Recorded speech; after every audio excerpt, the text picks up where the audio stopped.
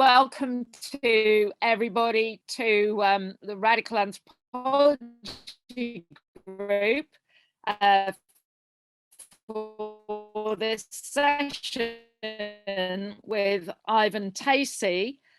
He is one of the University of East London anthropology degree, and he's gone on to be really quite a shining star in terms of research on hunter-gatherers and animism, and in particular long-term fieldwork with Batek Indigenous people in Malaysian Peninsula.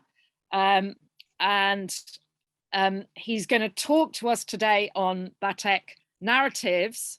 Ivan's approach has definitely been to an engaged anthropology, an anthropology that combines research with activism and consciousness of the socio-political forces that are affecting Batek Indigenous peoples.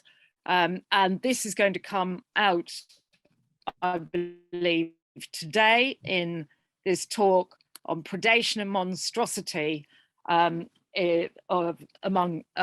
Malaysian Indigenous peoples. So please, let's hear it from Ivan. Okay, so thanks very much for inviting me along today, Chris and Camilla. It's really good to see everyone. Thanks so much for everyone. So, title of the talk is Predation and Monstrosity, History, Violence and Ontology. And as Camilla said, I'm focusing on Malaysia, particularly the Batek people of Malaysia, although I do hope to make reference to a few other groups, time permitting. Okay, so I'm a lecturer, actually not an associate lecturer, I'm a lecturer down in Plymouth now. I have been working there for a couple of years.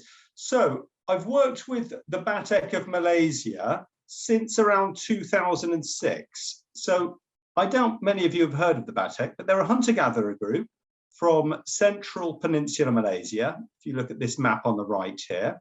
So their economy is based around hunting, gathering, and the collection of wild flora and fauna, such as rattans, eaglewood, which is the kind of fragrant incense, and they sell that to Malays and Chinese people to make a living.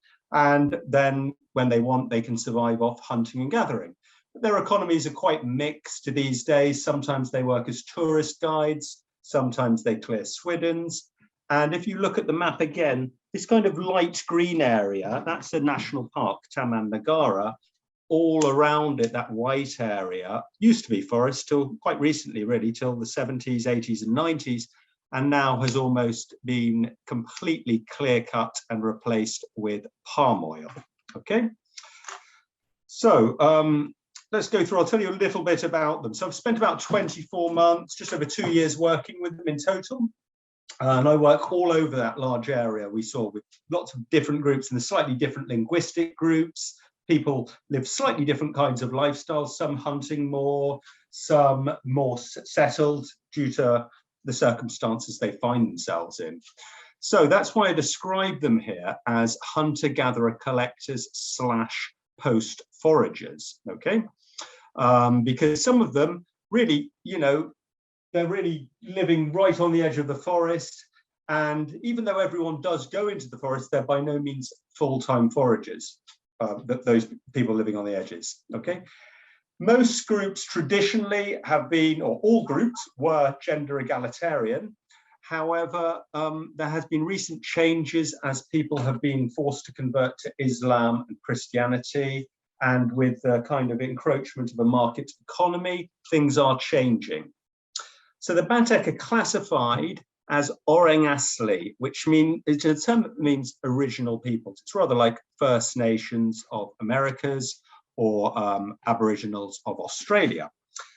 Bateks are generally animist, although there has been nominal conversion to Islam, and some people now, I think, are definitely following Islam slightly seriously. So it's over the years, people enter Islam more and more.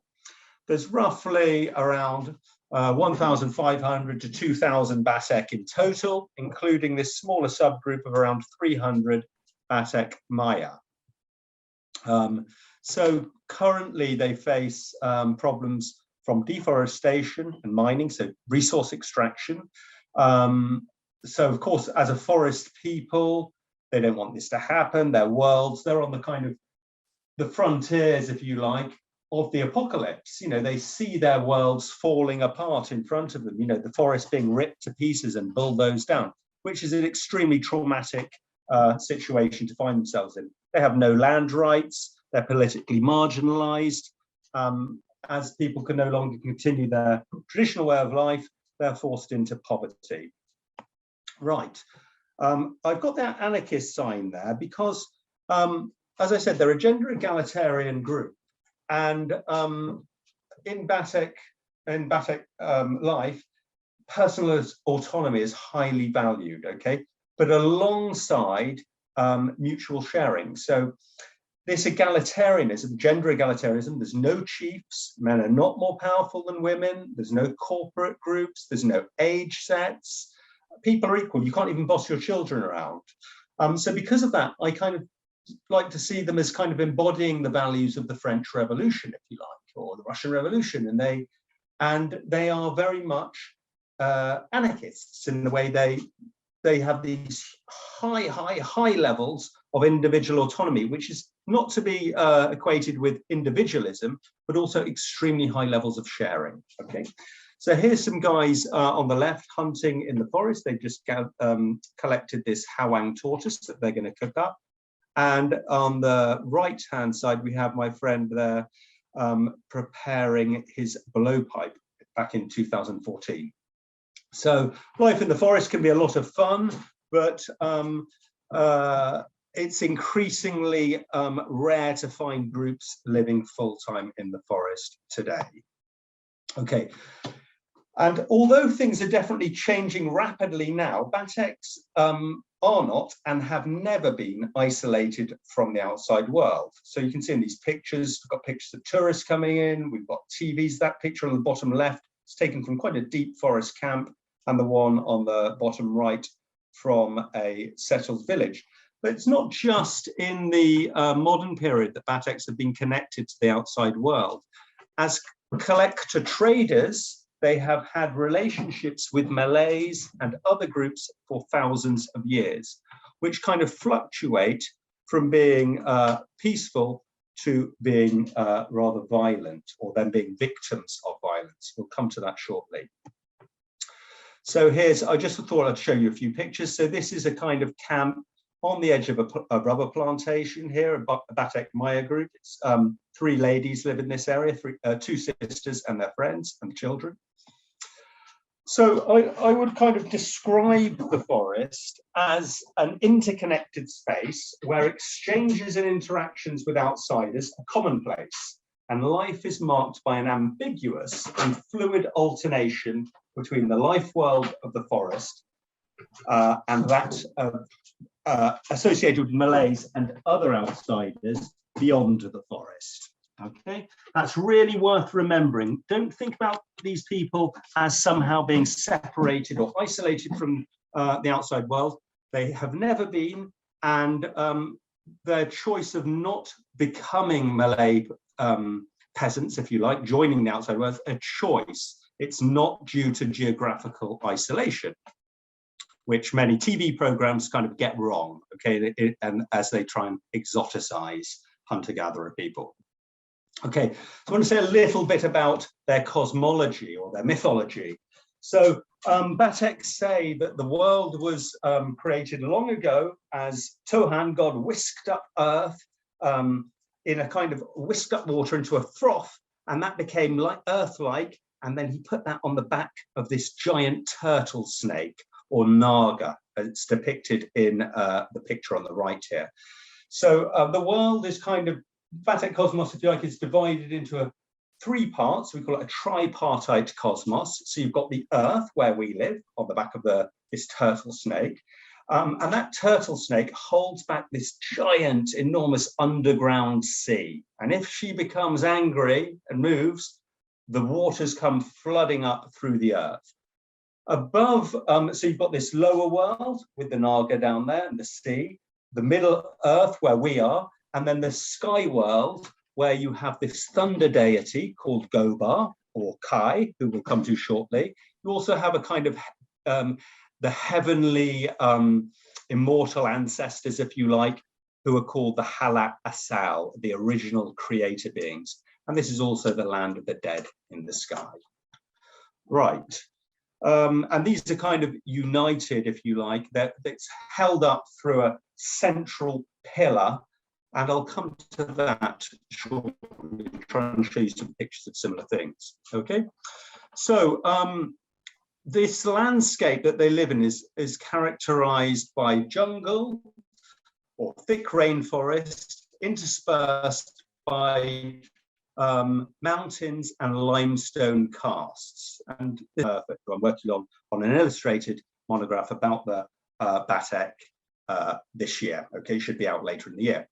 So these kind of landscape features like the limestone karsts, mountains, waterfalls, river bends, and so forth, constitute what I would call a more than human landscape. Okay, these are places inhabited by powerful non-human or other than human beings, such as spirits, benevolent spirits, dangerous spirits, ghosts, and others. Okay, they also act as places of memory. Okay, they're associated with places where culture heroes perform particular acts, or where taboos were broken in the past.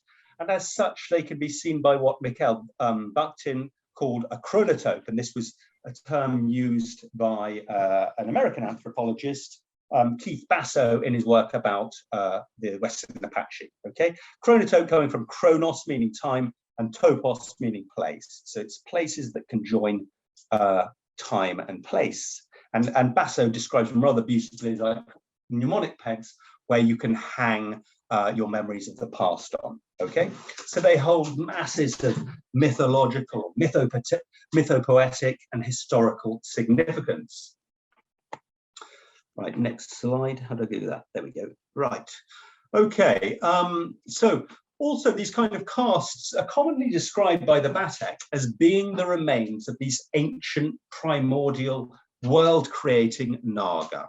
So they're very, very, very important sites for the Batek. Here's another one. I'm not going to go into any detail about this because we won't have time today, but this is a place where a taboo was broken, and when people laughed at a black millipede and the whole world was flooded by that's Thunderlord Gobar and the world-creating Naga, which this group, they either call it Naga, I've forgotten the word about, Baji is the term they use for it. Okay, here's another one. This huge caste here, Batu Bonte in Pahang, is a place where, according to the Batek Maya people, they were being chased by Malay slavers. They're running through the forest, you know, men, women, and children, and they entered Batu Bonte. And at this time, not that too long ago in the past, all Batek, according to stories, were powerful shamans, and they all transformed into tigers and frightened people away. And it's worth mentioning that Bateks are really renowned for being tiger shamans. So now most groups say that only a few people can really do this because it's such a difficult thing to do. But the tigers, when they become tigers, Batek shamans, they're not really described in terms of dangers. They protect forest camps. Okay, they protect the Batek from outsiders. Okay, right.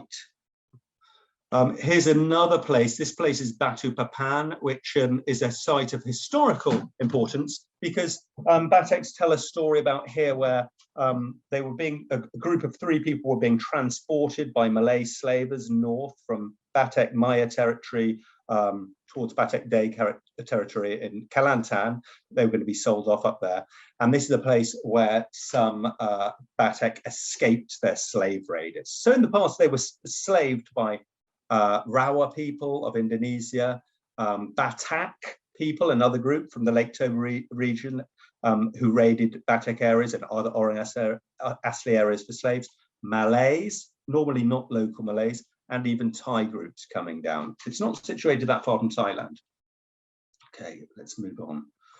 So it's a bit of background information there. So this historical violence really did shape Batek social lives, and I will argue religious lives too. Okay, so in the area, this area where the Batek Maya, the smaller group, live, 3 entire communities were wiped out during massacres by local Malays that took place in the early 20th century. Many other Orang Asli groups were also the victims of historical violence and slave raids. So Bob Denton has recorded this in his book Overwhelming Terror, Love, Fear, Peace and Violence Amongst the Semi. There are groups that live to the west of the Batek. Kirk Endicott's written quite a lot about the effects of slave raiding on Bateks and other groups, going back to 1983, his work. And I've written a couple of articles about it, one called Tropes of Fear and another I co-authored with Diana Ribberley, which is entitled Violence, Fear and Anti-Violence. So if you want any of my papers, don't hesitate to ask and I'll send them to you. So and another important thing about the Batek and their cosmology is what we call the thunder complex. So this is a complex that links together the rainbow snake, this underworld naga, this sky god Gobar, links together flooding, thunder, lightning, punishment for taboos, and particularly blood rituals, okay? Or anything that can anger the gods by the mixing of bloods or the mixing of various odors, okay? It's also about mixing of different people. So for example, incest constitutes, of course, a major taboo. But the thing that's meant to anger the Naga and the Thunderlord is this mixing of either blood or odors, and which are largely interchangeable, okay? So according to Kirk Endicott, who is an anthropologist who worked for a long time with his wife, Karen Endicott with Batek, he argues that blood, yap, in Batek language, is central to ritual, cosmology, and theory of the soul. It is used in the blood-throwing ritual, which you do if you've broken a taboo. You tap your leg with a machete, take some blood and throw it up to the Sky Lord, down to the Earth deity or Naga, and to your left and right. It's used then. It's subject to many taboos. You can't let childbirth blood enter any waterways, nor menstrual blood. They're the two worst kind of bloods to enter waterways, but also you can't clean certain animal carcasses in waterways either. So there's a kind of equation between menstrual blood, childbirth blood, and the blood of game animals, okay? It's used in a few curing rituals, and it's the substance from which various foods were created in the time of the ancestors. All right, so it's kind of a lot of background information there, but I think you do need to know that to understand what I'm talking about today. So you just trying to remember there's a kind of equivalence between blood, soul stuff, and odors, okay? Because it's the odors of blood which go up and anger, or down and anger these beings. Right, so now I'm going to get on to the topic of monsters. So monsters are big everywhere in the world. For fun, put on some pictures here of classic monster movies, but every culture across the planet has monster stories. And these have gained considerable interest, particularly in recent years by anthropologists. So particularly by Yasmin Mushabash, who's published this book, Monster Anthropology in Australasia and Beyond, and also Monster Anthropology. And also, he's not really an anthropologist, but his work's, I think, particularly useful too. Jeffrey Jerome Cohen, who wrote this monster theory, and he's written Monster Theory's 7 theses too, which I'll refer to later anyway today. So anthropologists generally, when they approach monsters, they take what we call a relativist stance, focusing on emic or insiders understanding. So we take what the people themselves say about the monsters fairly seriously, okay? Sometimes there's been psychological readings, which are generally sympathetic to the socio-cultural context the monsters are found in. So that would be like Ganeth Obiesquer's work. And we also are interested in what we call indigenous semiotics. So that means how the world is kind of understood and made sense through relationships between humans and monsters. So that would be typified by someone like Rupert Stash's work, okay? what's important to remember is most anthropological approaches treat monsters as something more than pure fiction. Which is not to say that we're taking them, we're saying, oh yeah, the world's actually filled with monsters. We're saying that these ideas about monsters have very concrete effects on the world and how we live in the world, how we move around. Imagine if you're frightened of a particular place because you think monsters living there, you're not going to go there, okay? So it affects movement, economy, social life, and so forth. Okay, so what does it mean, this term monster? Okay, so the European term monster, or the British term monster, originates from the Latin monstrum, which has a twinned meaning, which joins together the verbs monere, to warn or admonish, and demonstrare, to reveal, show, or indicate. So it's kind of creates, according to Yasmin Mushabash, a sense of embodied omen or portent. They're signs about things coming, if you like. So monsters were indicators of strangeness and danger, hybrid marvels, she describes them as, revealing distance from the familiar and the safe, okay? That's the European version of monster. But generally, lots of monsters do quite similar things, I would say. They warn you about particular dangers.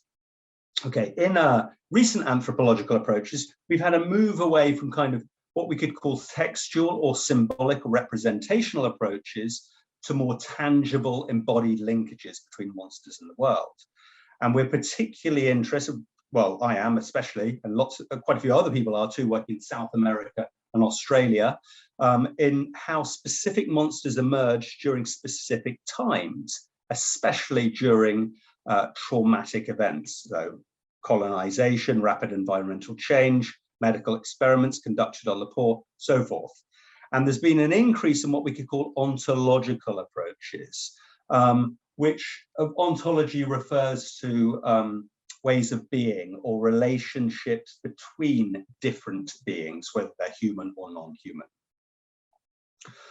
Okay, so we're going to start by talking about this chap here, King Kong, which the Batek talk about surprisingly often. Okay, King Kong is what we can call a trick name for a particular monster whose true name you shouldn't really utter, but which is Bawach Jarai. Okay, Bawach Jarai are said to dwell high up in mountain peaks. If you use their true name, so I won't use it anymore just in case, it could anger them and attract their attention. That's similar to the way that if you utter the true name of an animal, it will attract their attention, could anger them. And if they're dangerous, they might come towards you, like tigers or elephants or snakes. If they are prey and you're out hunting, they might run away from you. Okay, anyway, we should call him King Kong, which is exactly what the Bateks do to avoid him hearing his true name. It's quite interesting, actually, stories about King Kong, Batek stories, because they're adamant that they're very different to other non-human beings, including various types of spirits and ghosts. These are, Batek ideas, definitely real creatures, okay? Most people associate them with this mountain peak, which is the highest peak in the peninsula in the heart of Batek territory, called Gunung Tahan, okay? I'll show you a picture of that now. Here you go, okay? So it's quite interesting that they're associated with this very high place.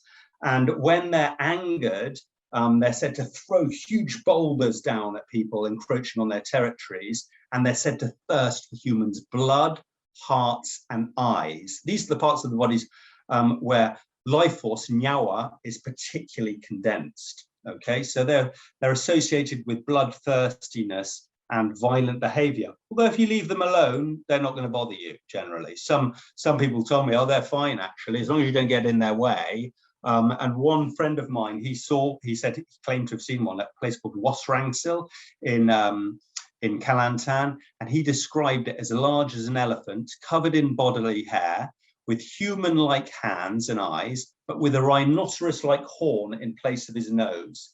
And just massive creature, he described it as. Lots of other anthropologists have described similar beings amongst Batek and neighboring groups, okay? In some stories, they kind of guard the entrance to Mount Meru, this kind of axis mundi, so central tower connecting the three worlds, the lower world, the upper worlds, and Earth, okay? Sometimes they're associated with fruit and protecting fruit trees up in the heavens, okay?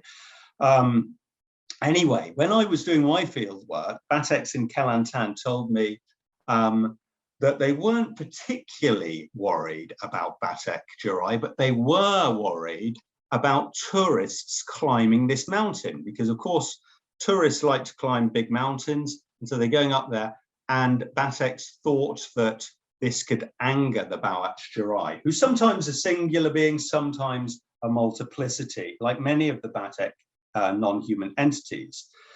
But they were more worried about another creature that we can that they called a Sakai Pangan. So I've just drawn that up there, that Batek Cosmos slide, because if you think about Gunung Tahan Mountain, it's rather, in some ways, it's like this central pillar connecting the three worlds, or an axis mundi, okay?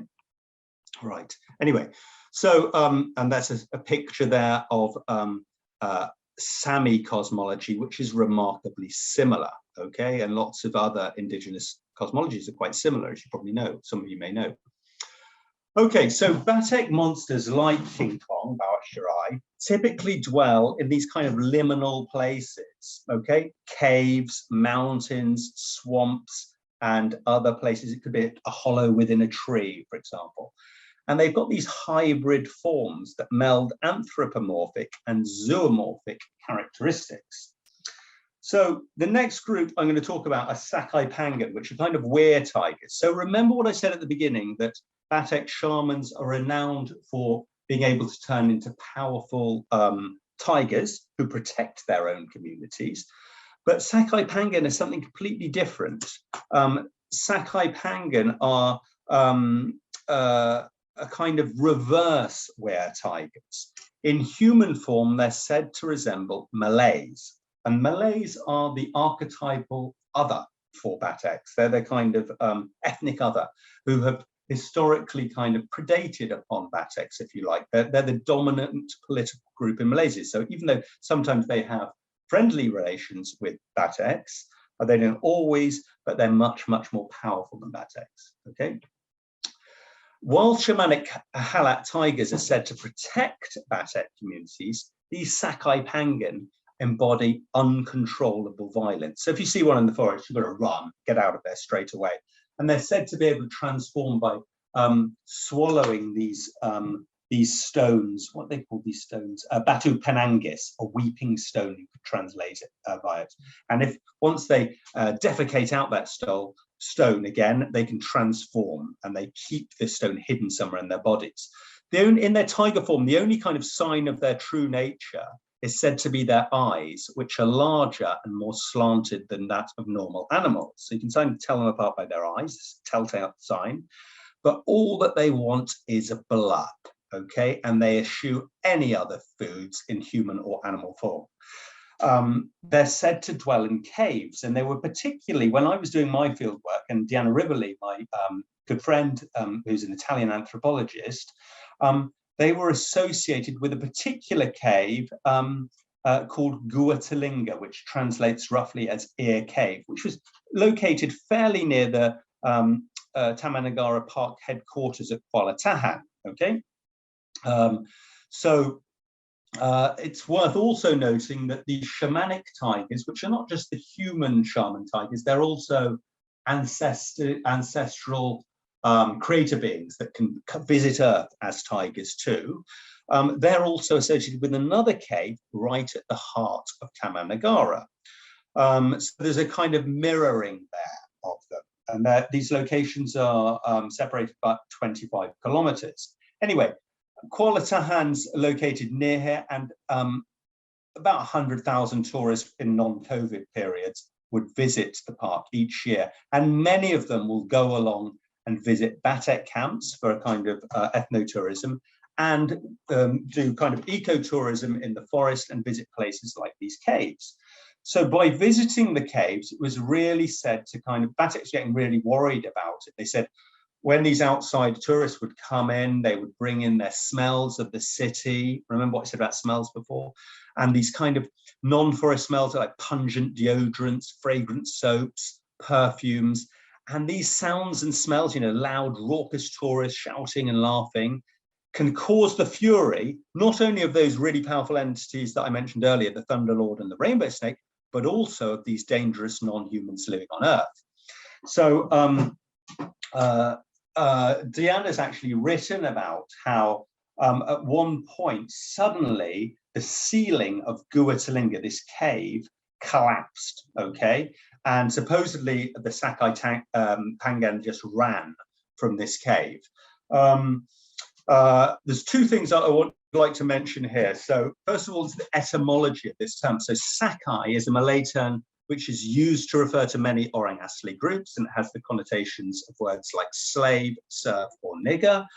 And the term Pangan, which was a Malay term used to refer to Bateks and other East Coast Negritos, this rather racist term again, used by colonialists and Malays. So it's very strange. So these are both kind of highly insulting terms that the Bateks have appropriated and fixed upon this monstrous entity. So that's one thing worth remembering.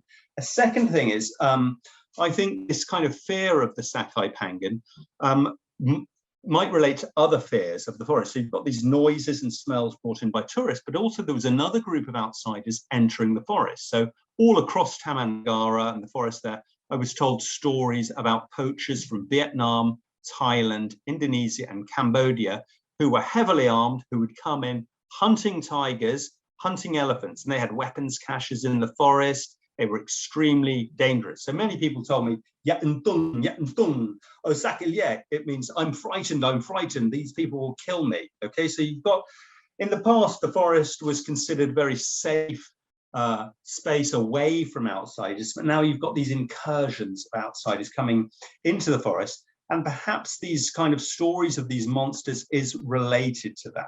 Okay, right, I'm keeping an eye on the time, so let's move on to some more stories. Okay, so perhaps like Jeffrey Cohen has argued, I think these Sakai Pangan and King Kong beings kind of embody a specific cultural moment of time. And I'd say that's fears about outsiders, tourists, poachers entering the forest, okay? And perhaps because actual tigers are perhaps becoming more predatory because of a lack of food, okay, and a lack of space in the forest. That's another possible, these things are probably almost certainly linked to each other, okay?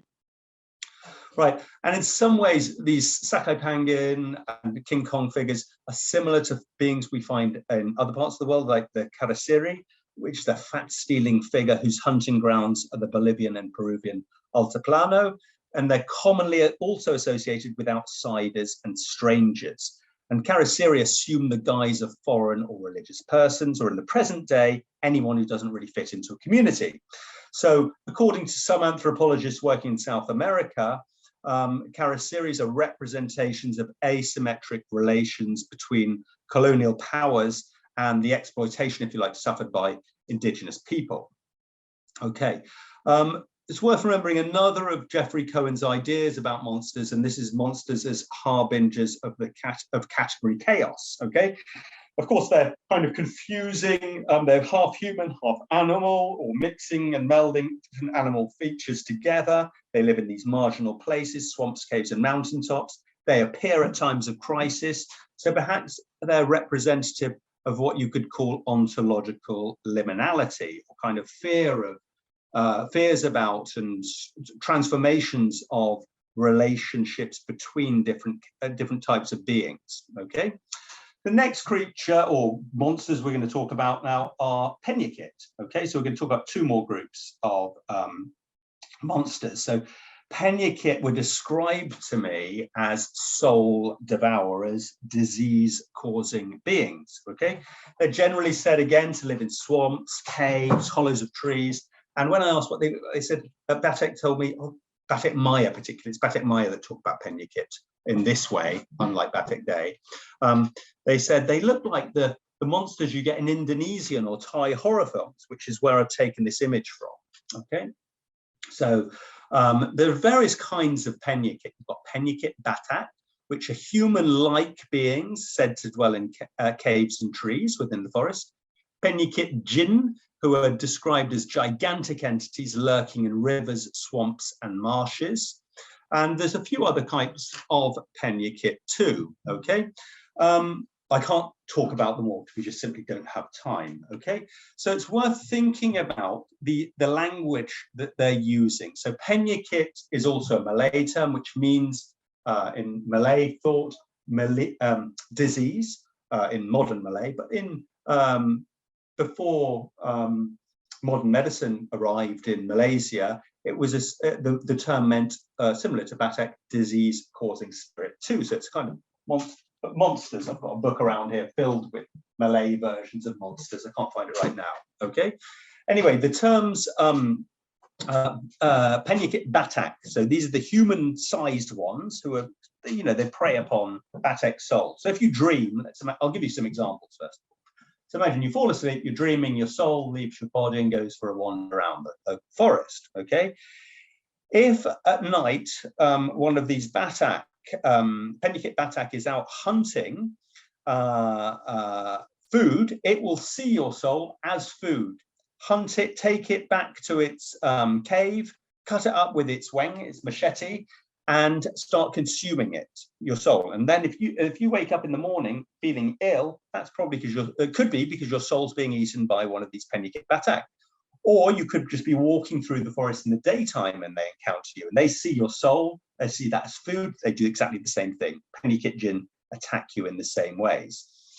So the term Batak, remember, is an ethnonym, so a word that people use for themselves, for a group of people from the Lake Toba area in Sumatra, Indonesia, who were infamous, perhaps somewhat in exaggerated terms, for practicing ritual cannibalism and slave raiding on other ethnic groups. So the Bataks say they were slaved by these Bataks, okay? So now their bodies, if you like, were slaved by Bataks in the past, but now their souls are being hunted by Penyakit Batak, okay? Penyakit Jinn, Jinn is a term which means basically genie, if you like, which originates from Arabic, and the real meaning of that is hidden from sight. So as I argue on this slide, Penyakit violence mirrors Batak and Rawa or Malay historical hunting and consumption of human bodies, okay? So they prey upon human souls. So I've got a few pictures here. This is Batu Kalchang. This is another place where Batek Maya group said they escaped from slave raiders there. So these places, there's loads of these sites. Many, many other Orang Asli groups will point to particular places associated with slave raiding stories. And on the left here, we have an interesting cave painting, which is recent. It's not an ancient painting. It probably dates back about 150 years or so. And that, according to Bataks, is a picture of them being caged and ready to be killed by these slave raiders. Okay, let's move on.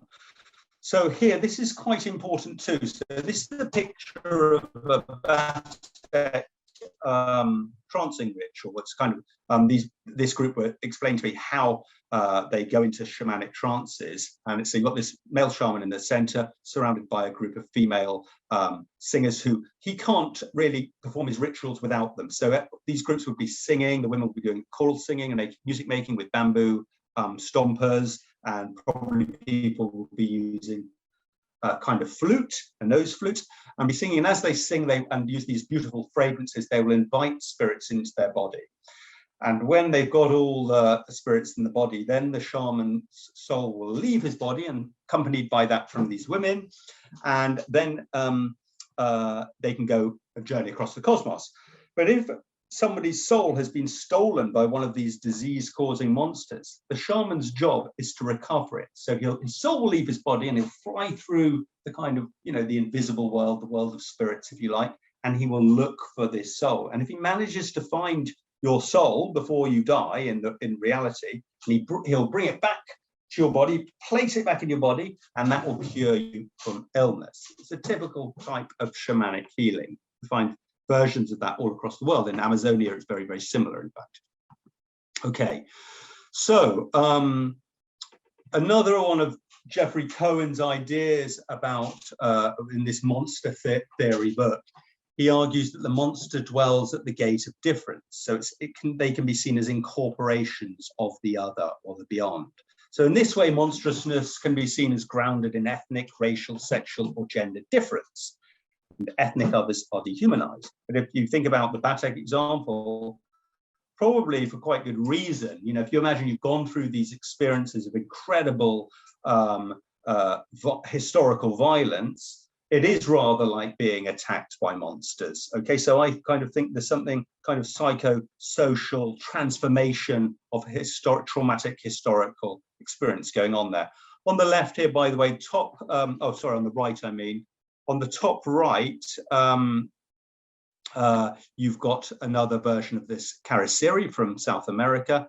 And on the bottom right here, this is a Kadaicha, who Yasmin Mushabash has written about quite a bit, and how ideas about Kadaicha have been transformed in recent years. And they're said to drive around now in kind of Aboriginal Australians resettlement villages in the town, and they look white. Okay, they drive black SUVs, which are the opposite of what white settler Australian kind of administrative services drive. White SUVs. The Kadaicha drive black SUVs. It's a great article she's written about when you see these kind of structural transformations.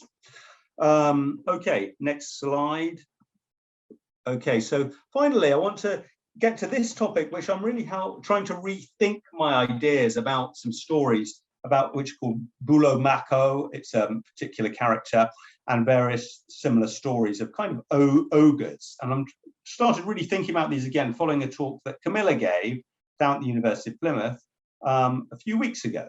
So I'm going to get to my stories just in my notes so I don't want to miss anything. Okay, so there's various kinds of doppelgangers in the forest. You find them all across Southeast Asia. A famous one for Batek in Kelantan is Koboi. He's meant to be a kind of strange ape-like creature whose true form is probably a gibbon, but he can shapeshift and look exactly like somebody you know. So if you're in the forest and you come across a family friend or relative, you've got to be careful to check that they really are who they seem to be. And if they're missing the philtrum, which is it's below your nose, this kind of dent there, then it's probably you're not meeting the person you think you are, and you're probably meeting a Koboi, who might then attack you and kill you and drink your blood. I'm going to start now with a different monster. I'm going to tell two stories, actually. I'm going to tell one about Bulo Mako, okay? So according to my friends in Kelantan, Batek Day, now we're talking about, long ago, there was a strange man who lived in the forest named Bulo Mako. He met a group of Bateks and stayed with them for about 3 or 4 years. He married 2 Batek women, and one of his wives soon became pregnant. One day, when the 3 of them were in the forest, the man suddenly became crazy and began to eat his own flesh. His companions were obviously very frightened. His wife, that wasn't pregnant, quickly climbed up a tree to hide. His pregnant wife couldn't climb the tree, so she fled. Little by little, the man ate up all the flesh on his body and then sat down and rested in a big pool of his own blood. He then took a small piece of wood and used it as a toothpick to remove pieces of flesh that had become stuck between his teeth. After discarding the toothpick, an ant picked it up and climbed the tree where his wife was hiding. As Bulo Mako watched the ant climb the tree, he saw where his wife was hiding. His hunger returned and he wanted to eat her too. However, because he had eaten all of his own flesh and muscles, he was just a skeleton and couldn't stand up. He could only scream. When his wife saw him, she was terrified. She climbed down the tree and the man tried to attack her. She hit him with a big stick and smashed him to pieces. Then she took his bones and burnt them. Right, it's a really weird story, okay? Another weird story was told to me by the same group, Batek, and this is called Chakawet. So one day a man went to the forest looking for food. He soon found a rambutan tree. So rambutan are these small hairy fruit, okay, and climbed it to pick the tasty fruit. After a short time, a strange old woman walked up to the place the man was. The woman said she was hungry and wanted to eat caldas, dusky leaf monkey. The man, who was halfway up a rambutan tree harvesting the fruit, immediately realized the old woman was really a dangerous cannibal who wanted to eat him. He threw some fruit down to her, suggesting it was monkey meat.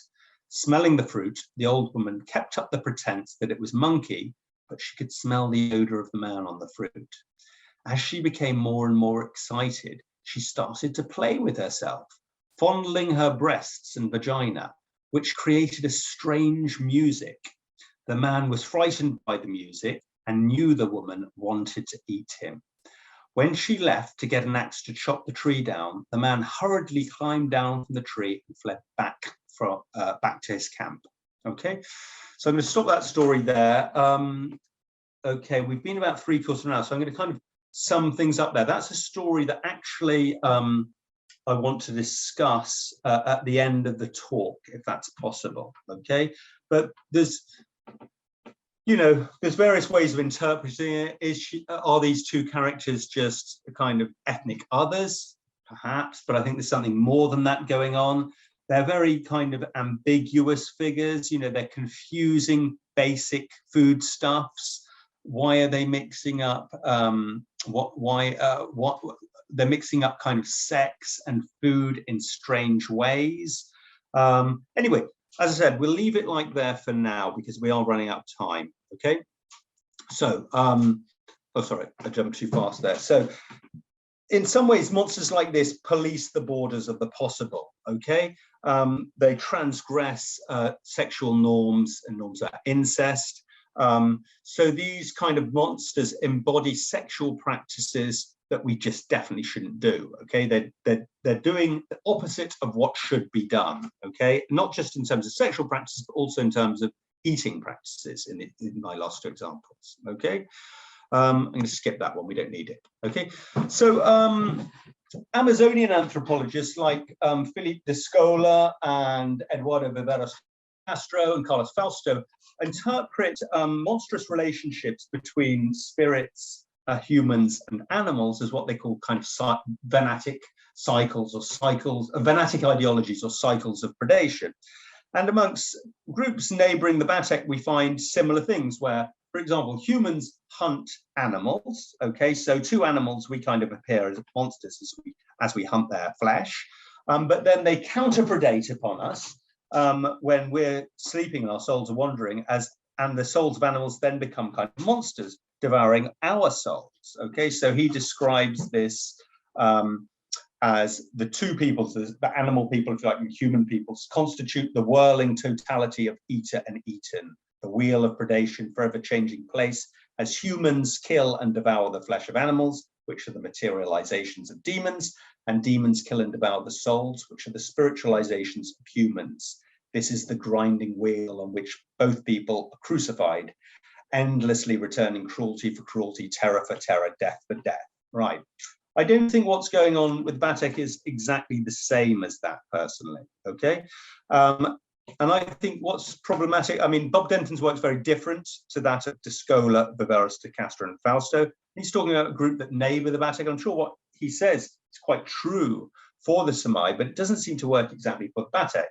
And I think what de Scola, Viveros, de Castro, and Fausto argue about these venatic, if we like, hunting ideologies, which they say is the basis for shamanism too, predatory cycles, which operate in the same ways as those described by Bob Denton there.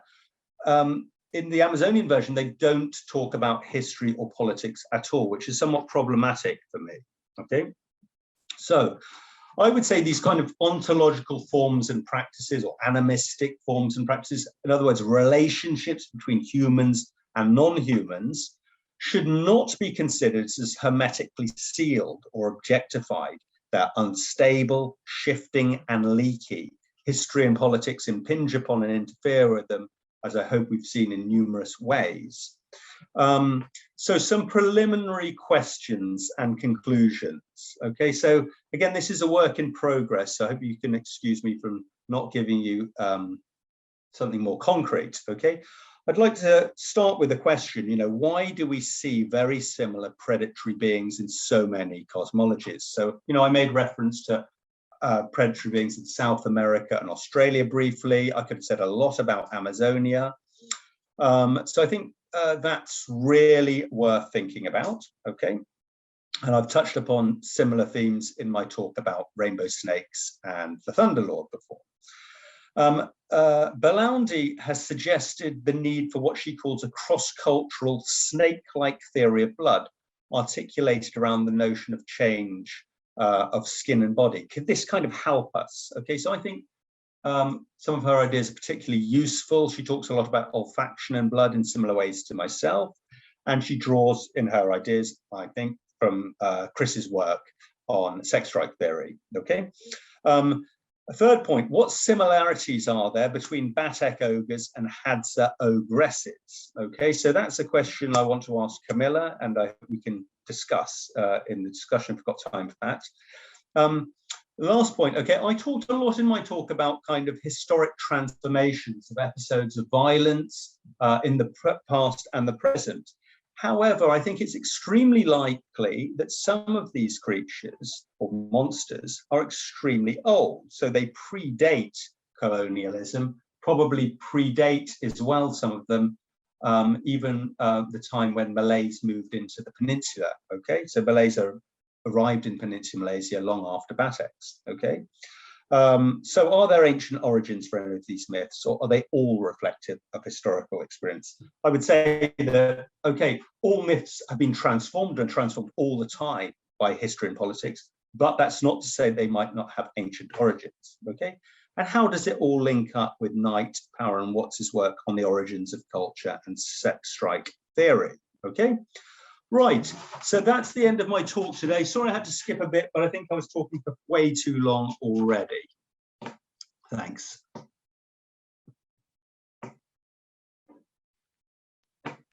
Fantastic. Thank you so much, Ivan. You covered all the ground. Okay, yeah, got through it. Yes, very, very promptly, yes.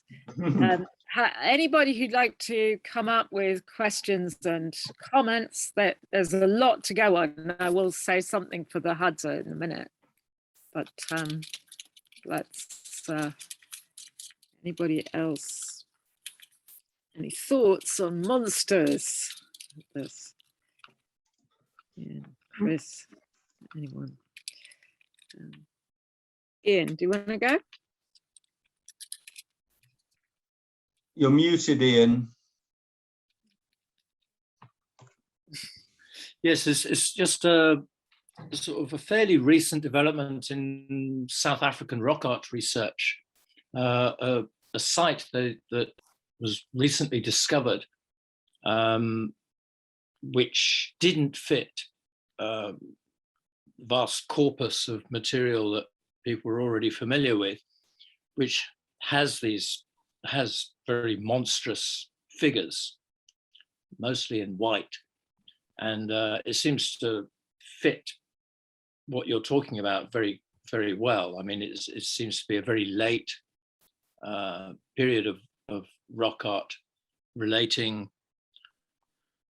I can't remember the details, but I can't remember whether they were relating it to European incursion or to sort of Bantu incursion, but probably more the European. So like within the last couple of 100 years, 200 or 300 years. And unfortunately, right now, off the top of my head, I can't remember the reference, but it really struck me as resonant with what you're talking about. Interesting. Yeah. Right. Any other questions? Could people follow the talk, or was I going a bit too fast?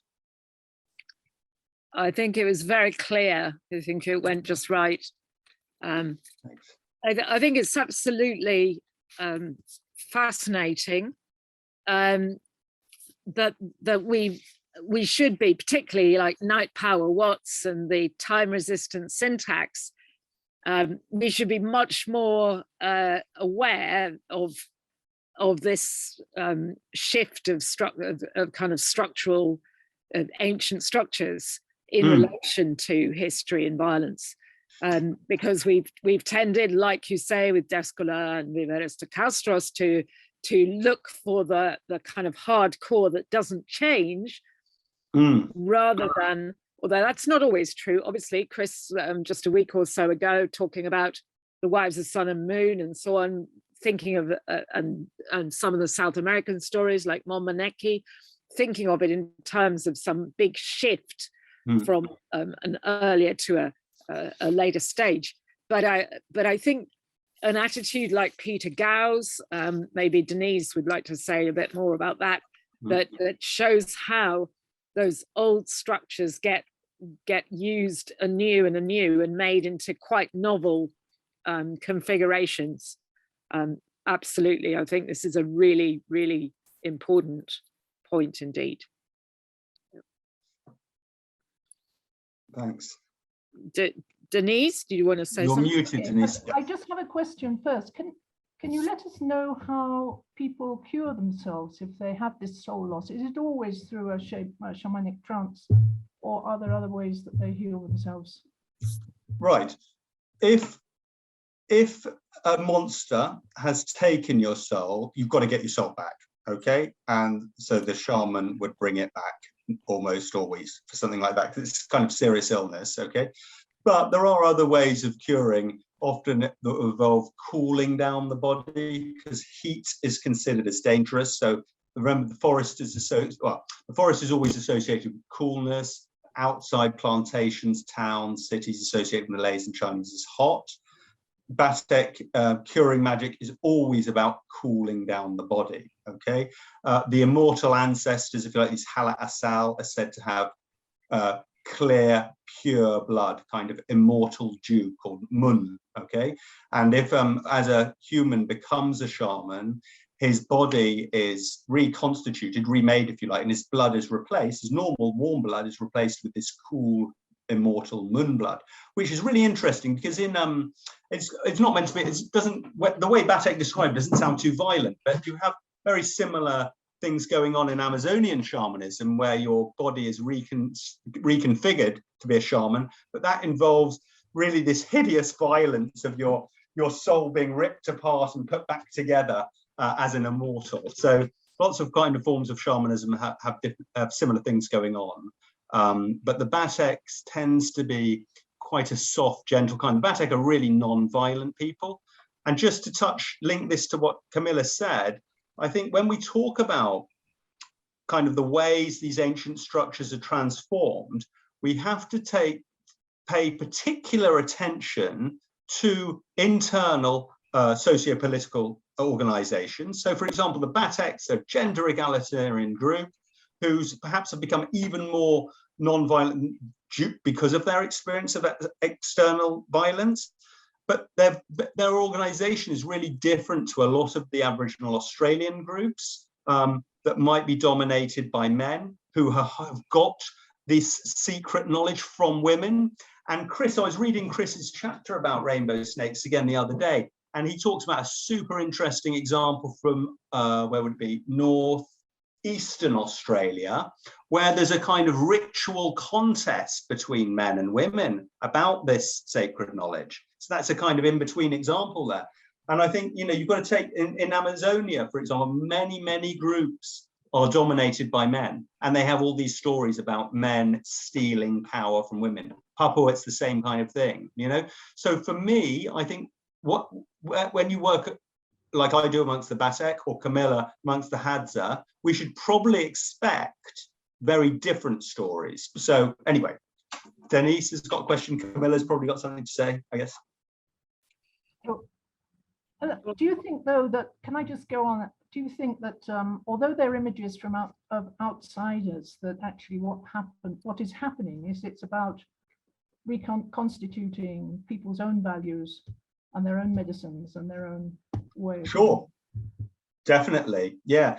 I think, you've got to, if you think about, say, well, for those of you who are anthropologists, if you think about, say, Frederick Barth's ideas about ethnicity and that famous example of like one hand, you can't get the sound of one hand clapping, okay? Ethnicity's always formed through relationship. Or you think about Marilyn Strathern's work on relational personhood in Southeast Asia, or you think about the work of a kind of anarchist approaches to ethnicity and tribal or non-state relations between non-state people and the state.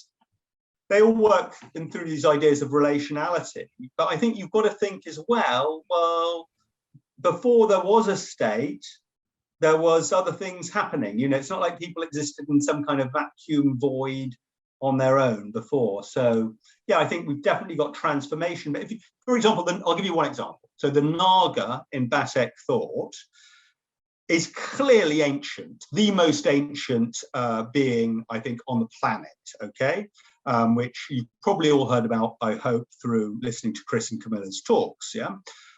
But in Southeast Asia, Batek ideas about the Naga will have been transformed as they've encountered Hindi Buddhist ideas about Nagas. The term Naga is a Hindi term, but then also Chinese ideas about dragons. So it's kind of got this ancient thing being reconfigured all the time, but somehow still holding, alongside all its transformations, its ancient significance too, which is super interesting, I think.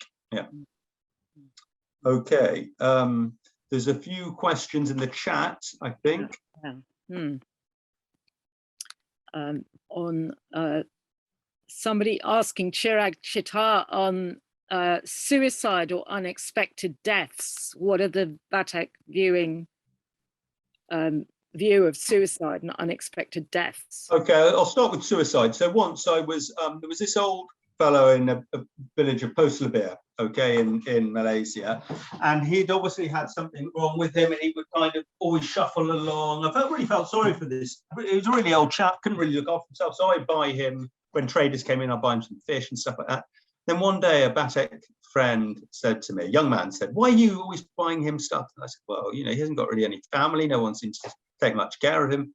They said, "Yeah, but that guy's selfish." So what do you mean he's selfish? They said, "Did you know what he did?" And I said, no, I don't know what he did. When he was a young man, he drank Ippo poison, which is the poison you put on blowpipe darts, because he was in love with a girl who wasn't in love with him. And for my Batek friends, that was a really selfish act, this trying to suicide through drinking poison. So that, I hope, helps, that question. There was something else in that question. What was it? Accidental deaths and things? Accidental deaths are generally conceived of as someone's probably broken a taboo, you know. So if they've fallen out a tree or been attacked by a tiger, they might have broken a taboo, you know. Not always, but that's one way of understanding them. Any more questions? Maybe I'll come in on the Hadza comparison just a bit, because that story, the Chakawet, is it, really has a lot of similarity to story, which I'm going to tell in a couple of weeks. I'm going to do that talk again for Rag in a couple of weeks, so people can remember the two or compare the two. But it has got a lot of similarity with the Weir story that I was telling. And it gives some extra elements with the sexual, with the woman's lust and sexuality as well, which strikes. So I was looking at the Hadza story, which is a story that has Isanzu, so Hadza farmer neighbors influence almost for sure. Yeah. And therefore it would definitely be appropriate to link that story to something in terms of relationships with other and outsiders historically. But there is some problematic over the relationship between hunters and their mothers-in-law. And in that story, this monstrous woman who tries to eat the hunter who's going up the baobab tree to collect some birds for the mother-in-law. So she doesn't want monkeys, she wants these birds to eat. But these birds have a peculiar death-like spirit quality. They actually come back to life, but they're kind of they're dead birds.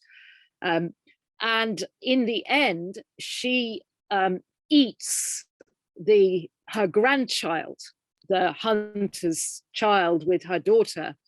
Now, for Hadza kinship, that is an issue of eating like the self, like own flesh, because grandparents, grandchild would be like identified with kinship terms, alternate generation. And so your other story, the Bulok Malok, I can't remember the name exactly, again, eating, consumption of own flesh is the theme in these cannibalist stories quite significantly.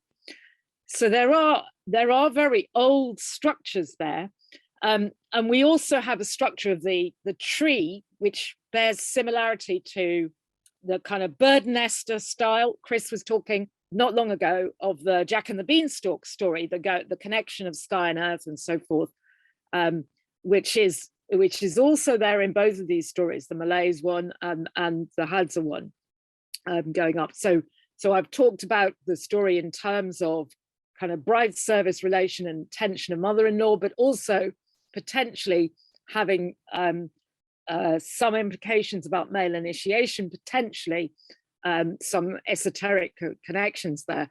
But I agree with you that we need to examine some of those historic contexts. We're definitely, and how those may have shifted, or that I can imagine that Hadza Isanzu, where there was a certain amount of intermarriage, would have created some tension, difficulties about kinship and issues of sharing, issues of distribution, and issues of residence, all kinds of things like that, potentially. But I'm wondering about that aspect of bride service with the Batek and relations with mothers-in-law and so forth, because of course that illicit sexual thing it's an avoidance. It's an immediately strikes me as son-in-law, mother-in-law avoidance. Yeah. Can I answer that? Yeah. So first of all, thanks, Camilla, because it's your talk that really got me rethinking this stuff. And so, like I said to you, as soon as I get some work out the way, I'm going to probably call you and really discuss this a lot in detail. Okay. So Bateks are classified by anthropologists and the government as Semang or Negrito. I don't like either of those terms, but it's one way that I think if we just replace that term by just calling them societal pattern X, for example, it would work, okay? Because they do have a different societal pattern, if you like, mode of organization than various other groups, okay? So Bateks are fairly similar to groups like Jahai, Menrik, Kintakbong, Kunsui, okay, who live down from southern Thailand right down to where the Batek are, okay? But Batek are kind of slightly different because they've taken up quite a few Malay practices, okay? They're less strict with taboos about mother-in-laws, for example, okay?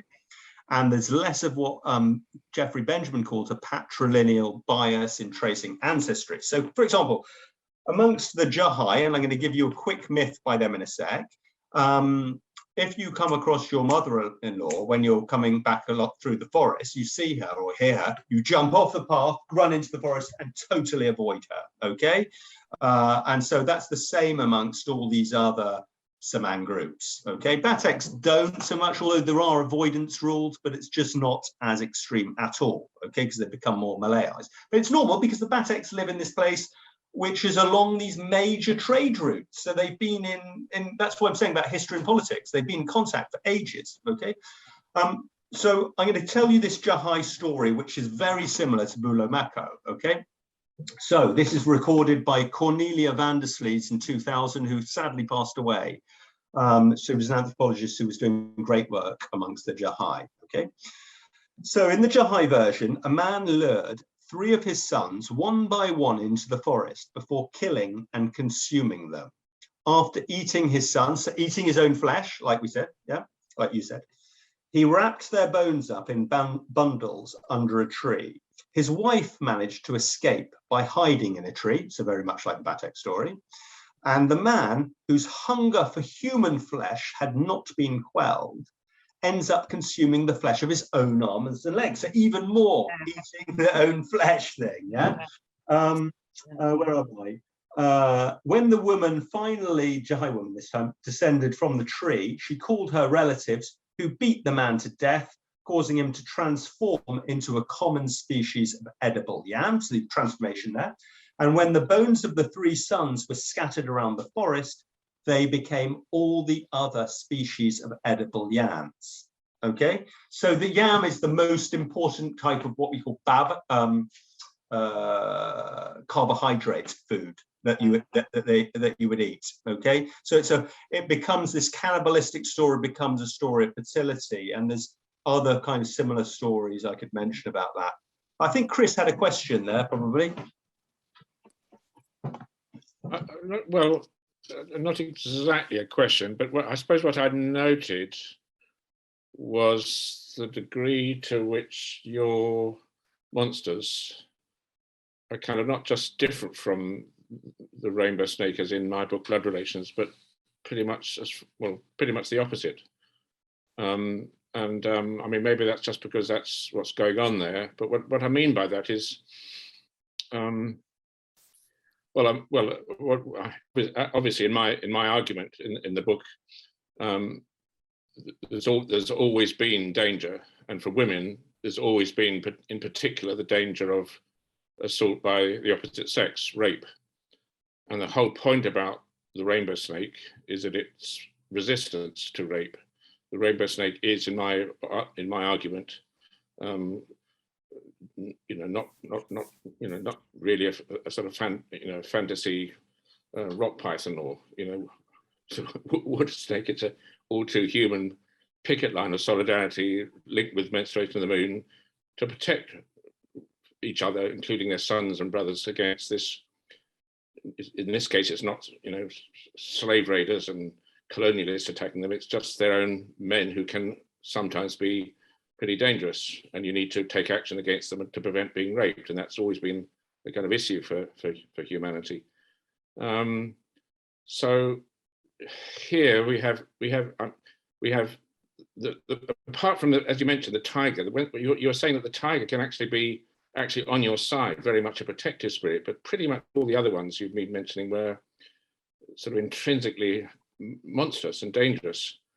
Well, yes, I can sort of see that. I mean, clearly, and of course, even you were quoting the Northeast Arnhem material from Ronald and Kathleen Burnton, and of course Lloyd Warner, and there, of course, what's happening is that if you like, the enemy, the gender enemy of women, namely the men who want to take control and perhaps had no alternative but to take control. If women couldn't keep up their synchrony and their power, what men do in that argument is take from women their rainbow snake, their solidarity, and turn women's solidarity and menstrual synchrony and potency into something which women themselves should be afraid of. So, of course, that's the sort of move, isn't it? That's the move from the picket line as your own solidarity and strength to this sort of imaginary or inverted picket line usurped by men in order to justify, I think, their own rule over women in terms of women's solidarity, that sort of supreme paradox of it all. So I suppose that's something like what's going on. But not you, Ivan, but some of the others I've heard talk about monsters. They're so, and you made this point, they're so kind of narrowly historical, as if sort of relatively recent history is the generative source of these stories, that they're forgetting actually that these historical monsters, the relatively recent historical monsters, of course, one more example of variations on very, very, very ancient themes. And I still wish that some scholar somewhere would really tie it all up. I mean, I really wish, Ian's done a really great job, but some scholar somewhere would tie up the rainbow snake, the nagas, the Chinese dragons, the rain snakes in Africa, the water anacondas, water pythons of Amazonia. I mean, somehow, we can sort of put on a screen suggestive parallels and all kinds of different horror movies and stuff. But what I would like would be a much more sort of precise check to find out whether the predictions of sex activity, which seem to work out with the rainbow snake in Australia, which says various things about the rainbow snake which should never happen. I mean, the rainbow snake, for example, obviously should never marry. I mean, a snake which marries is obviously complete contradiction in terms. And if you find snakes which got married, that would actually falsify on our whole theory, because the rainbow snake is, of course, the antithesis of marriage. It's going on strike to marital sex. But if somebody would somehow use that same method of a model, a theoretical model, a rather abstract model, but which makes seemingly improbable predictions about these monsters, and then you test out in relationship to these different areas where you find these, I don't like calling them monsters really necessarily, but anyway, rainbow snakes, and obviously they become monsters, and just find out the degree to which we're dealing with worldwide variations on a theme, something in some ways almost less political, Ivan, something a little bit more like what Olivia Post was trying to do, something more dispassionate and careful and analytical, and just go around the world, see the extent to which this is the starting point of world mythology. Cool. Chris, can I just respond to that? Yeah. So, yeah, no, I think you're definitely right. But last week, I gave a different talk for Songlines, which was exactly what you just said, basically, which is a bit like the talk that I gave at RAG last year, but less. It was a comparative look at rainbow snakes in these three contexts. And in my book here, I do that in one section of the book, but then I look at these monsters as well. But I think you're quite right. Some of these monsters are clearly transformations of historical experiences, but that's really important for these people. This is their grandparents who were being killed and massacred, hacked to death or burnt alive in caves and things. It's horrific violence. And as you can see, they're the opposite of the rainbow snake. That's normal because they are these transformations. I think the ones at the end, the Chakawat and Bulamako, are something different. Okay, that's something different. Those ones, they're more like these Hadza myths. But they're still a transformation. But I think it's important to do both things. I mean, for me, we have to bring together this systematic comparison of these rainbow snakes. It's super important. I mean, and why are they always associated with transformation, blood, moon, so forth? All these things we predict them to be. Yeah. But then we also have to look at shamanism and animistic relations in a very different way, I think, to how De Scola, Viveros de Castro and people have been looking at them, because they're kind of looking at completely apolitically, completely ahistorically. And for me, it's dangerous. I think using your work and Belaunde's ideas, it's opening up something really quite powerful there. And then the more recent stuff, like these encounters with others through violence, something different as well. But even, for example, the Thunder Lord Kai, for me, I think Bob Denton, I mentioned Bob Denton earlier, he's argued that this is a much later edition, and he's probably quite representative of the Hindi kind of Shivite slave raiding state. But before, I think you would have had something similar that's causing these storms, but that was probably just the sky naga, the version, the rainbow snake in the sky, but things get put on top of each other like sets, I think. I think Denise has more to say. Denise has more to say, I believe. It was coming back on what Chris had said. I think that you might not find the same kind of monsters to do with female blood as to do with the hunting side of things. In the Andes, at least, looking at the figures like the Master of the Animals, it's very interesting because half of the ethnographers all go on about reciprocal pacts between people and this Master of the Animals to release the game animals. But when you go to the lowlands and all the Viveros de Castro and Fausto's work, it's all about predation. And really, the two of them are going on at the same time.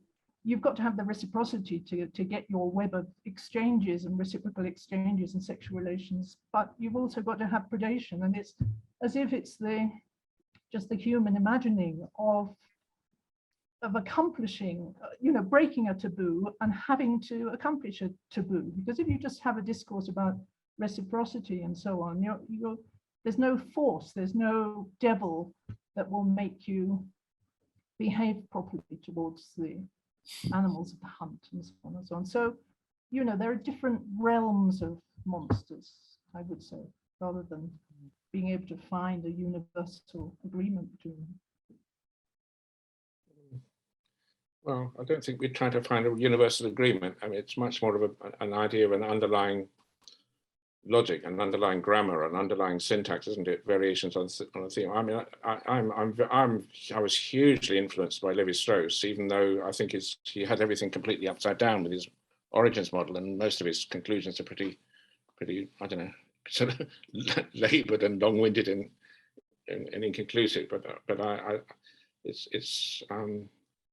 yeah, it's not like looking for uniformity. There's the last thing Lévi-Strauss wanted to do was say all myths are the same. It's like looking for something like the DNA, which actually, once you've got DNA, that the constancy invariance of DNA as the alphabet actually generates the diversity of life on Earth. And I see the diversity of mythology is made possible by the invariance of the underlying code, if you like. So, but I know you know all this, Denise, but well, it's the code is there, but it's just that there are the transformations, like I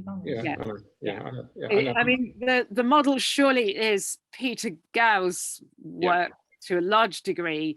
That clearly there are these very ancient, very old structures which are being transformed and used in quite novel ways as people meet very significantly changed conditions. So they're making sense of the world anew with these stories.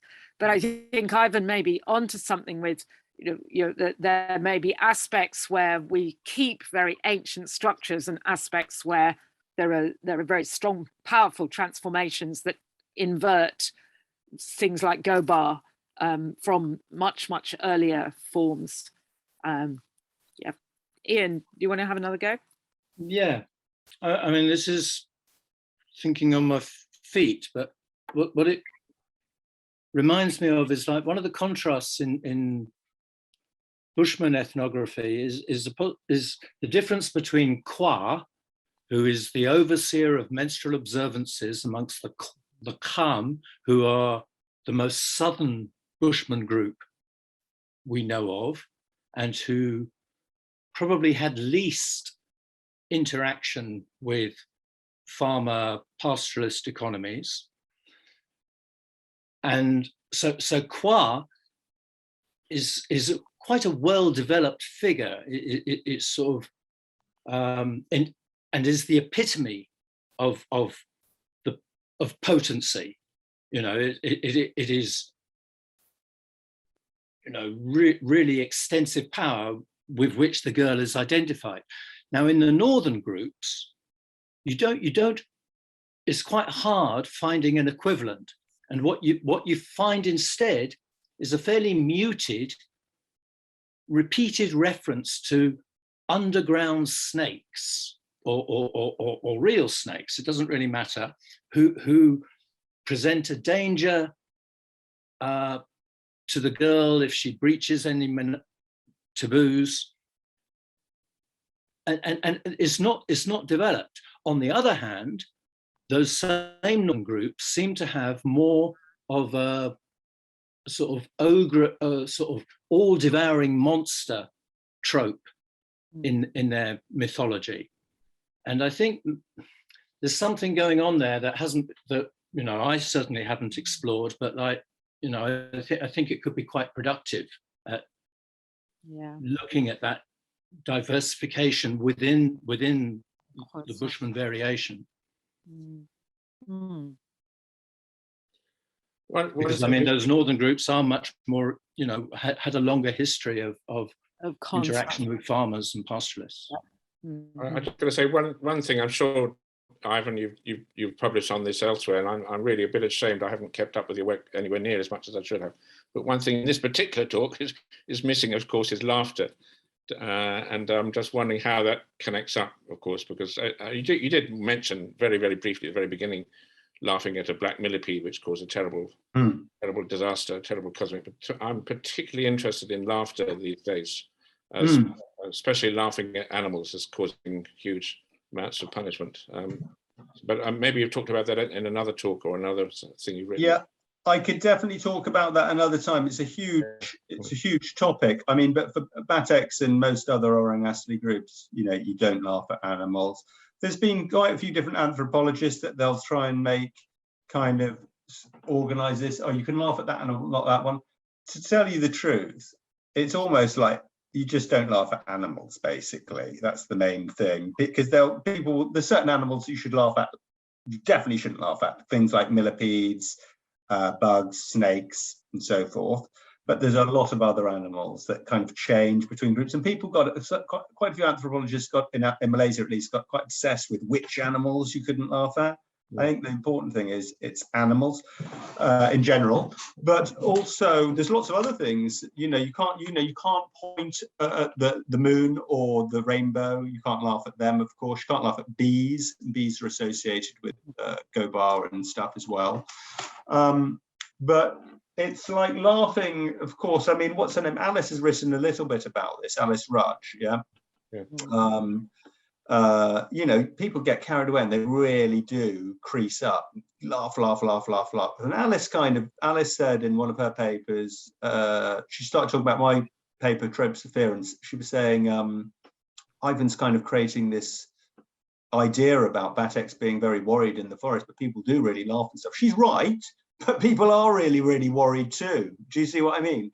And if you laugh too much, it will really, people get scared, you know, when you get in that nervous laughter, and they worry about kind of causing the Naga to return the world to primordial chaos, and people do get really frightened. It's not like they just take things lightheartedly. And I remember once it was a massive storm, everyone was crowded onto these lean-tos, and I really wanted to take a photo. They said, you can't take photos, just your camera will be destroyed and stuff. And then I could see people actually worried, so I definitely didn't do it, you know. So it's this fine line between laughter and being kind of quite panic-stricken about laughing too much. And of course, the more you think about it, the harder it is to stop yourself laughing, you know. So yeah, I could talk about that more in another one, but I think the laughter stuff as well, I think it also it's somehow linked with using true names for people as well. It's getting down to, you know, you can't use true names for people, you know. That's why people have, in Bateks often have like 5 or 6 names, and once you're of a certain age, you definitely can't use your true name, but you can't use the true names of the animals. And like I said, King Kong, you know, you've got to say King Kong now, not Bawat Jirai. There's loads of these trick names. So there's something about laughter and true identity as well. And that links in as well about the merging of odors, which I would argue are coterminous with blood and soul stuff, you know. And I think that's the route to understanding predatory or reciprocal relations between spirits. It's all about blood, really, you know. Soul is a replacer of blood, I think. Exactly. Yeah. Exactly. Just wanted to put in before we see if there's any more questions on the attitude to these stories. Is there any kind of humorous, these horror stories and shuddering stories, but is there any kind of humorous side to it? Because we might hear that with, say, trickster stories of the Bushmen, that it leads to complete kind of extreme humor. Even when the Bushmen are being, when the tricksters are eating themselves in just the same kind of way that these cannibals are. And yeah, some of the stories I'll tell in a couple of weeks, you know, they're horrifying monsters, but women are gaining a kind of power out of these representations as well. So they can be treated humorously.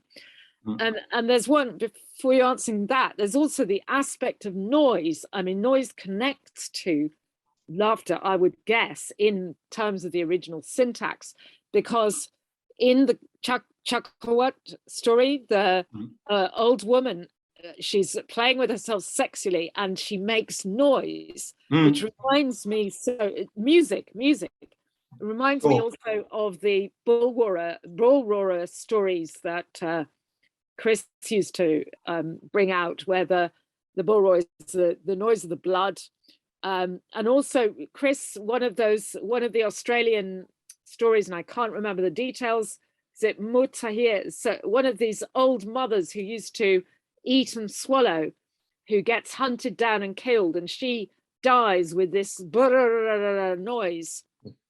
You remember that? Muchinga was the great Muchinga. Muchinga in Western Australia was a great sort of gender ambivalent snake goddess. She was a male with breasts or a female with, you know, penis and everything. Yeah. Anyway, she ate her own children.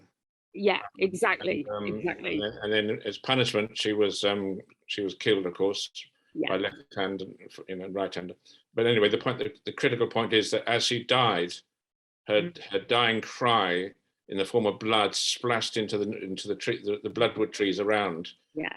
And if you use the correct kind of red-coloured wood to make your bull roarer, you swirl it round and you hear woo, woo, woo, woo, woo, and that's the sound you heard when you were a child in the womb of the Great Mother, because it's the sound of the pumping of the heart. And of course, of course, back to Jack and the Beanstalk, because the treasures are these noise-making, or the golden harp and so forth of the giant when the giant is brought down. So again, that noise-making instrument. See, there's a Batek Maya story as well about two girls in this cave. I haven't written about this one before, actually, but it's quite confused, the story. But the basis of it, these two girls are two sisters in this cave making music together using it's one of these, okay, which is a stringed instrument. It's not tuned, and you play it. Women only play it, and you bash it against your belly like this in it. I can't play it. Okay. Anyway, they're playing these, and they were playing. They weren't meant to be playing it. They're playing this cave, and I suppose the cave is echoing that sound more and more and more and more. And eventually, Gobar comes down and takes them, and he kills them. You know, so that's quite interesting there too. And I think, it's blood and noise. You know, are often associated, aren't they? Blood, noise, and stench. You know. Blood, thunder, and the mockery of animals brings down thunder. And the thunder, of course, is the very, very, very loud, retaliatory laughter of the thunder god. That's the reference you made to Rodney Needham's paper there, yeah? Yeah. But that, I think, Needham as well, okay, that's one of these classic thunder complex papers. I think he's the one that came up with the term, actually. But he misses, if you notice, almost everything about the rainbow snake. In that paper, I think quite wrongly. I don't know why, but so many of the other anthropologists do too, you know. And I've been with an anthropologist once about saying, these guys definitely don't believe in the rainbow snake, Ivan. I said, I think they do. I think they do. No, they don't. And then I said, let's go and ask someone, shall we? And I went to ask. Well, Ian found out that with Alan Barnard, who was sort of more or less says, you don't have rainbow snakes. It's Southern Africa, and of course Ian wrote a whole essay on that, the rain snakes, which actually, Alan, they're definitely similar. Yeah, and they're like the main thing, you know. I don't know how people can't see it, you know, sometimes. Somebody in the chat, by the way, Rosalie and Nathan has said, reminds me of some or other tribe that won't laugh at animals. Can't remember which. That is a bed jelly. That would be Bayaka. That's the Bayaka. But it's also all across North America too, because you can't laugh at animals either, you know, amongst indigenous peoples there, a lot of them, I think. But I slightly disagree with you if you're saying that it's kind of animals in general. I think it's particularly wounded, bleeding animals that you're hunting. I think I agree that the millipedes aren't wounded and bleeding, but I think it's either things which have the form of a rainbow snake, or his other animals, and particularly this is what Jerome says. That animal suffered. It's bleeding, and you know, and it went through a lot of pain. Don't laugh at it. So I've got to say that might be the case in Africa, but it's not the case in Malaysia. So, but I think that's to be expected, because you're going to see variants. But I can send you some different lists of animals. Okay. Yeah. But you know, it's definitely the core ones would be snakes, millipedes, creepy crawly kinds of insects. There's certain types of what's it called? Jelio in English. not a gibbon. Siamangs. Yeah. But we can chat about that another time. But I think that in Malaysia things have been kind of transformed a bit. It's quite different. Yeah, sure.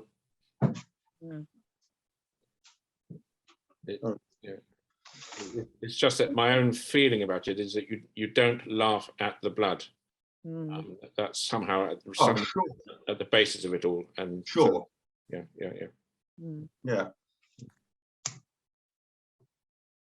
Yeah, and there's also sorry, I just had one thing, Camilla. It's lots of this overlaps between the animals in the Malaysian version, Batek version. You've got animals you can't laugh at, okay? But then you've got particular animals whose blood you cannot let flow into streams. You can't wash their carcasses in water, okay? And that blood, I think I mentioned earlier today as well, that's kind of shows a kind of equivalence between that kind of blood and menstrual blood or childbirth blood. Childbirth, yeah. Yeah. But sometimes, there's, because it's an oral culture, people aren't too dogmatic about things. Some people say it's this, some people say that. It's normal to see so much variance because you also get massive linguistic variance even amongst these groups too. Yeah. It's 8:10. Yeah. Well, it's not quite. But Ian, did you want to say more? Was your hand just staying up? I was just going to say that I'm sure that when it comes to the Hadza, there probably are components of smell that we haven't really heard yet. There are aspects of that I would think there's probably more there that hasn't been pulled, because I think this, that is a very important part of this cosmologies of smell. It is there with the Bayaka for sure. Jerome has been able to pull it up with Aquila, and maybe some more on that, Ian. But I'm sure that there'll be stuff with the Hadza, and the Hadza have substances that are healing, that cover smell, like Keraguko, a bit like the Bushman Sa type substances, so they calm down the smell of blood or smell of illness or something like that. So there's probably more there, I would think. Have we got any more questions, or shall we give Ivan let him go and have a relax? If there's nobody else with burning questions, we've got to say thank you very much for Ivan. Wonderful talk from his really wonderful, some of this material is in his thesis, PhD. Is that due to get published at this stage, Ivan? Is it? Sure, yeah. Well, it's already published as a book, but I'm rewriting it again as a kind of different book. And also the first book that will come out this year will actually be illustrated novel / graphic novel, looking at lots of the stuff we've been talking about today, and that should be out this year. Yeah. Wonderful. Oh well, that would be something I'm sure people will really be interested in getting hold of. I definitely am. So you must let us know about that. Yep. Just to say a couple of items before we say goodbye. Tomorrow, in the centre of London, for anybody who can get to the centre of London, we are singing for the Dark Moon. So please turn up if you can. 6:30 start in Russell Square by the fountain. And we're going to learn a new song with Isabella Finch, which she's composed for her International Women's Day exhibition. It's quite exciting. But be dressed warm because it might be a bit rainy tomorrow. So anyway, we'll be out there. The other thing is next week, where we have a very distinguished speaker coming to RAG for the first time, who is Heidi Gertner Abendroth, and she is really the grandmother of matriarchy studies. So we thought it was right to invite her on International Women's Day. So she's going to be talking about modern matriarchy studies and matriarchal politics. And I think with the events of the last week, this is a very important subject indeed. So yeah, please tune in for Heidi Gertner-Abendroth on International Women's Day next week. And apart from that, we just have to say thank you so much to Ivan for this wonderful talk, and hope to have you back soon again. Definitely, Yeah. whenever Thanks, I can. Ivan. It was lovely. Thanks Thank a lot. you. Yeah, next time I'll come up to London. Definitely. It was just this time of Yeah. year. It was just totally impossible. Everything was messed up because the strike date and we just couldn't. We are when I do the Hadza talk, I hope I will be in the class at UCL, and then we Great. have three talks in the class, and after Easter I hope we'll have talks in the class. Ian's due to do one, so maybe in class. Super. Okay. Bye then, everybody. Thank you so much. Bye. Thanks. Bye.